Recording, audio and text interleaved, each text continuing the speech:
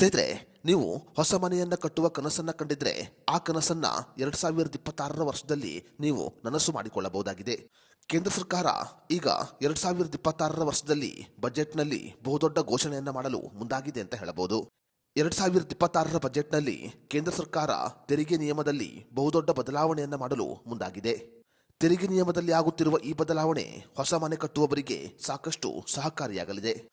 ಹಾಗಾದರೆ 2026ರಲ್ಲಿ ಕೇಂದ್ರ ಸರ್ಕಾರ ತೆರಿಗೆ ನಿಯಮದಲ್ಲಿ ಮಾಡುತ್ತಿರುವ ಬದಲಾವಣೆಗಳು ಏನು ಅನ್ನೋದರ ಬಗ್ಗೆ ಸಂಪೂರ್ಣ ಮಾಹಿತಿಯನ್ನ ಈ ವಿಡಿಯೋದಲ್ಲಿ ನಾವು ನಿಮಗೆ ತಿಳಿಸಿಕೊಡ್ತೀವಿ. ವಿಡಿಯೋ ತುಂಬಾ ಇನ್ಫಾರ್ಮೇಟಿವ್ ಆಗಿದೆ, ಎಲ್ಲೂ ಸ್ಕಿಪ್ ಮಾಡದೆ ನೋಡಿ.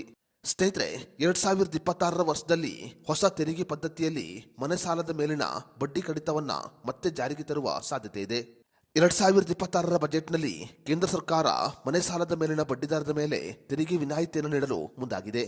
2026ರಲ್ಲಿ ಕೇಂದ್ರ ಸರ್ಕಾರ ಇದರ ಬಗ್ಗೆ ಅಧಿಕೃತವಾಗಿ ಘೋಷಣೆಯನ್ನ ಮಾಡಿದ್ರೆ ಹೊಸ ಮನೆಯನ್ನ ಕಟ್ಟಲು ಸಾಲ ಮಾಡುವವರು ಬಡ್ಡಿ ದರದ ಮೇಲೆ ತೆರಿಗೆ ವಿನಾಯಿತಿಯನ್ನ ಪಡೆದುಕೊಳ್ಳುತ್ತಾರೆ. ಮನೆ ಸಾಲದ ಮೇಲಿನ ಬಡ್ಡಿ ವಿನಾಯಿತಿಯನ್ನ ಈಗಿರುವ 3 ಲಕ್ಷಕ್ಕಿಂತ 5 ಲಕ್ಷ ರೂಪಾಯಿಗೆ ಏರಿಸುವ ಬಗ್ಗೆ ಪ್ರಸ್ತಾವನೆ ಕೂಡ ಮಾಡಲಾಗಿದೆ.